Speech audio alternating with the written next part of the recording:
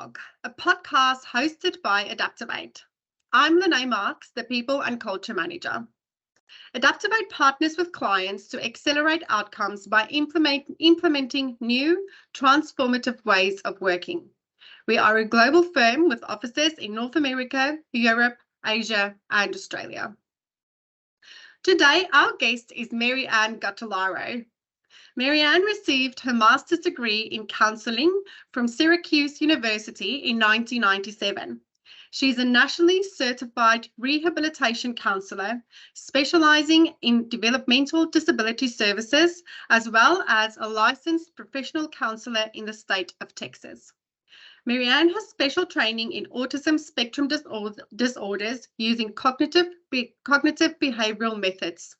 Additionally, she is an ADHD certified clinical service provider. She has worked in schools, in instructional support, as well as a special services counsellor and a learning specialist, in therapy centres as a counsellor, parent trainer, employee trainer, and was involved in the development of programs for the autism community. Mariann has authored and presented the 5 Sense Thinking series of workshops on topics such as experiencing autism, depression, ADHD, and more. Mariann is married with 3 adult sons, one of whom is significantly impacted by autism. She loves spending time with her family, watching funny movies and psychological thrillers. Welcome, Mariann. Thank you, Lene. Thank you for having me. It's so wonderful to have you here with me or with us today. And I'm going to jump right into it. Why are we talking about autism today? Perfect. Why are we talking about autism today? Well, today is a time, it's almost April. April 2nd is our World Autism Awareness Day. It's a day dedicated to help people recognize autism, what it is, what it's about, what it looks like, and most importantly, how we can coexist with those with autism to help them live more productive and meaningful lives. Wonderful. So can you tell me a bit more about autism? What is autism? Autism is a very complex neurodevelopmental disorder. It's a spectrum disorder, so it can range from very, very mild to very profound.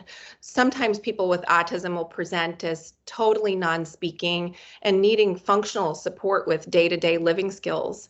And other times those who are diagnosed with autism might just have some social differences and might not be able to carry a conversation as one normally would. So autism is complex. It does vary. It affects social and communication skills mostly. There are differences in the way people think, feel, and behave when they have autism. It often involves some type of repetitive behavior. Although it's a clinical diagnosis, those with autism also present with a variety of physical symptoms more often than others. And these can include things like gastrointestinal upset, seizures, even brain inflammation markers that those with autism don't have typically. Autism is quite a prevalent condition. So the CDC just published a new prevalence rate, and now it's 1 of every 36 persons are diagnosed with autism. So this is striking and quite alarming that year to year it does go up in prevalence. It was 1 in every 10,000 about 10 or 15 years ago. So it's quite a difference from year to year. Do you think part of that increase in number is because we are becoming more aware of autism and more people are seeking a diagnosis than in years before?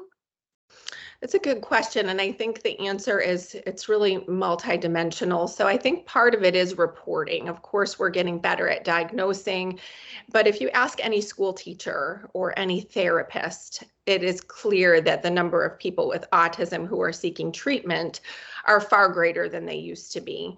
So it is also something that is just rising, like other conditions that you hear about, like breast cancer, for example, or asthma. The autism rate is increasing, and it's not just a reporting issue, although that might be one part of the puzzle. Okay. So how does autism affect the workplace, and what are some of the challenges for people on the spectrum in the workplace? Yeah. Individuals with autism, they do experience substantial challenges to attaining competitive integrated employment opportunities. One, to match their talents, their interests, and their strength areas.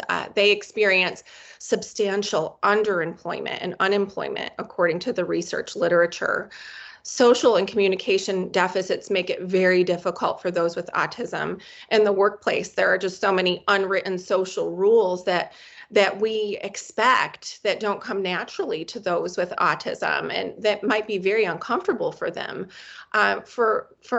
One example is eye contact. Eye contact, it is an unwritten social norm that we have to make eye contact with whomever we're speaking with. Those with autism, being that their sensory systems are so much more pronounced than the typical individual, it might be painful for them to actually make eye contact with someone else, and it could be very uncomfortable. But sometimes that doesn't even get them through the interview process, because we can surmise that, okay, if this person's not looking at me, or if they're reluctant to shake my hand, then they're not a relational person. So therefore, they're not employable. So getting through the interview is one of the biggest challenges that our individuals with autism have. But, we often overlook the talents that they have just because they can't really look you in the eye. There's other parts of their sensory system that are hyper-focused. Their ability to pay attention to detail and catch things that the typical mind wouldn't be able to catch is amazing at times. And I believe that their loyalty is also something that shouldn't be dismissed. So their ability and adapt, their ability to adapt to change in general is difficult. So they find change difficult. They're creatures of habit normally and routine. And when change happens, sometimes we do have to give them a little bit of notice. But at the same time, they don't like to miss work. They like to show up at the same time every day. They like to be on time. They like to have the same routine every day. So I find from interviewing employers of those who employ people with autism that they are the most loyal employees that they come across. Do you know, just out of interest, are there specific industries or specific areas of work that autistic people are drawn to? Mm-hmm. Or that they are really successful in? Right. It's definitely not a social type of job like waitress or someone who has to be a greeter or something like that. But I find that at least with the clients that I see, I could name some jobs that they're in that they really love, like data analysis and data analytics, that sort of thing, where they look at data, they input data, they like to figure things out. They're really good at matrix reasoning, like putting visual spatial skills into play. So really just understanding the flaws in a system. So they're able to really take all the pieces, put them together and analyze it in such a way that is a little bit different than those who don't have autism. I find that they find holes in systems a little bit easier because of the way that their mind works. So I think anything that involves data or data analysis is one area that I find that they're really proficient at and very, very good at. Also, things like coding and developing systems like video games and things like that are jobs that I find that I come across more often than others. Very interesting. So what could we do to ensure that ADAPTOVATE and other workplaces that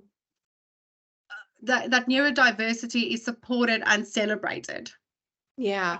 I feel like what ADAPTOVATE can do is just, number one, recognize that just because someone is diagnosed with autism doesn't mean that they can't add so much value to the workplace.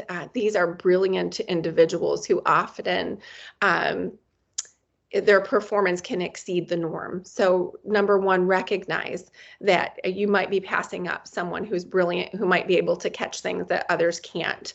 Also, make sure that they're not placed in a position where there's too many interpersonal skills or social relations. These could be very uncomfortable positions for someone with autism. I feel like also just making the environment one that's a little bit more comfortable to their sensory systems. So if they do have to be in the office, paying attention to the noise, paying attention to the lighting and things like that that might be too much for their sensory system can make a more adaptable workplace for them. If they are going to interview, making them more comfortable by giving them maybe advance notice of questions. And this is okay. You can give everyone advance notice of questions, but these are the types of questions that we're going to ask. And here are some people that you're going to be meeting with. Let me show you their pictures. This is the building that you'll be coming to. Let me show you a map of the building, and these are the rooms. So that way they can adjust before they come in to the overload that their brains might be experiencing, not only with meeting new people in a social situation, but being in a new environment. So it will give them time to adjust to the change. Also, just recognizing the loyalty of those with autism. And oftentimes they don't seek jobs for the money. They do honestly seek jobs for the job. They really want the job because they like doing the work. Also, understanding that neurodiversity it's just not something that they could shut off and turn on. It's something that is biological. It's something that is irreversible and something that they have to cope with, like any other disability. So they have to find ways around it, and just allowing them the time to adapt to the environment, I think would be great for ADAPTOVATE to consider. Also, just some interview questions. I know this might be funny, but sometimes they take things quite literally. And so, for example, a common question might be, how do you compare yourself to other candidates? And they might say, well, I don't know. I've never met the other candidates. So just understanding that some of their answers might be very literal, and they sometimes don't understand jokes and certain things like typical people, neurotypical people would. So understanding that their answers might be a little bit atypical, and I find humor in it. So I laugh with my adults with autism all day. They have a great sense of humor, but there might be some things that they just don't quite get, like metaphors are very hard for them to understand. Mm-hmm.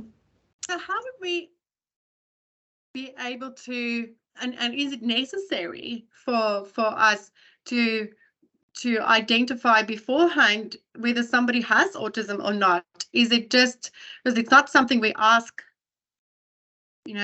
up front? Right, it's not something you would ask up front. No. In fact, lots don't even like to divulge the fact that they have autism. So usually, I mean, I could tell if someone has autism, but if they are reluctant to make eye contact, or they are reluctant to shake your hand, and they do seem odd in their interpersonal relations, you might guess maybe this person has autism, but I'm still going to give them the opportunity to interview. And it's, this is good for all interviews, but sometimes show me what you know instead of tell me what you know. Types of assessments are better for those with autism, but I do think that there might be telltale signs where you could surmise maybe this person may have autism, but it's not something that you can directly ask. And that is a good point, because and the purpose of this conversation today and the purpose of Autism Awareness Day is to create that awareness for people about what is autism, how does it present, so when they do interact or come across some of these behaviors, to be less judgmental, to not jump to conclusions of people, but just to give people an opportunity in hearing them out in a different way, and understanding that there might be other things going on that you're not aware of. Correct. Yes. And so just those unwritten social rules, sometimes we have to pay attention to them as employers and say, why am I not giving this person the next step opportunity? Is it because they're not looking at me, or because I feel like they can't perform in the job? Is it because of what they don't know, or is it because, they're doing something that I think that they should be doing, like looking at me or shaking my hand? So we have to pay attention to that. There might also be people who are undiagnosed, who don't know for themselves that they, Exactly. yes. And they all have trouble with, again, the statistics these days are about, it's over 60% of individuals with autism who are unemployed or underemployed versus I think the typical population, the statistics are about 8% or less of under and unemployment. So there's a vast difference in those statistics. So obviously they're not getting the job, and mostly they're not even getting through the interview. They also have trouble being promoted. Again, if we think about it, employers are more apt to promote the most relational individuals. And we don't think about it, but when you do, that's usually the case. Those who have, good relationships with others and good social skills are often the ones who get the promotions. So that's another issue I see in the workplace with autism. Mm-hmm. Mariann, what is your wish for the autistic community? And that's a good question, a big question. I feel like it's a question that I really have to do justice on for our community of those with autism, but I probably can answer it best as the mom of a young adult with autism. And so what I wish for him and the autistic community is, one, that they are understood, that they are recognized for who they are, appreciated for their differences, accepted. I wish that they can have friends and that they can have community just like the rest of us. I feel that I wish I could give them more opportunities than they're awarded. I wish that their environment can be a little bit more tolerable for them. I wish I can just strip them away of their pain. I know that there's a lot of pain in their day-to-day existence with the overload of sensory experiences, but I can't do that. So if there's anything that I wish for, I wish that all of us can be more educated and aware that these folks are brilliant, that they are valuable, and that there are things that we could do to help them tolerate their days better, whether it be, turn the lights on a little bit lower or talk a little bit softer. These people, just as any others, they want friends. And so if we could just be a friend to them, I think that would make a world of difference, and just helping them feel worthy of joy in their lives, just as much as you and I are worthy of that. So part of educating people, do you have a podcast recommendation for us people could go listen to? I do. I feel that there's a great website and company called Divergent.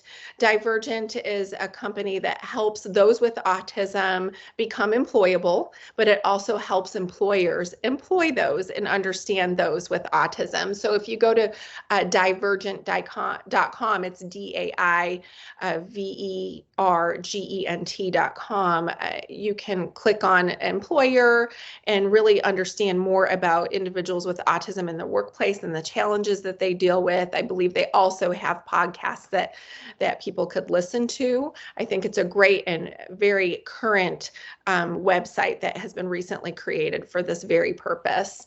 I feel that Temple Grandin is a great resource. She is an individual with autism and a very well-known autism advocate who's able to help the world understand autism through her eyes. And so she really does take you through what it's like to have autism. And I feel that a lot of people can learn a lot from her. She does have podcasts and books and materials that you can refer to. Also, there is Matthew Harrison has a podcast, and it is about work and autism. So if you Google Matthew Harrison, you can look at his podcasts in relation to autism in the workplace, and that can also help you understand and be more sensitive to the differences of the neurodivergent people with autism in the workplace. So those are the recommendations that I have. That is amazing. Thank you very much. And thank you for your time today. We really appreciate you taking the time to share with us. And we feel very honored to have learned from you today. Thank you so much for having me. It is well documented that diversity increases productivity, that it improves employee morale, that it drives access to new markets and enhances corporate image. Employers should be attuned to the benefits, possible benefits, and even competitive advantages that may be possible from having employees who think differently. And I'm going to end with a quote from Tim Goldstein, who's a neurodiverse communication specialist. He says, "Most people understand why it is that we want diversity in the workplace. Why is it we want people from different cultural backgrounds, from different life experiences? Because they bring different perspectives. They bring different ways of thinking about things." Well, the reality is neurodiversity is just an invincible part of diversity that we haven't talked about yet. It is diversity. If you have enjoyed this episode, please subscribe to the Backlog and leave a review. You can find ADAPTOVATE on all socials, including LinkedIn, Instagram, and YouTube.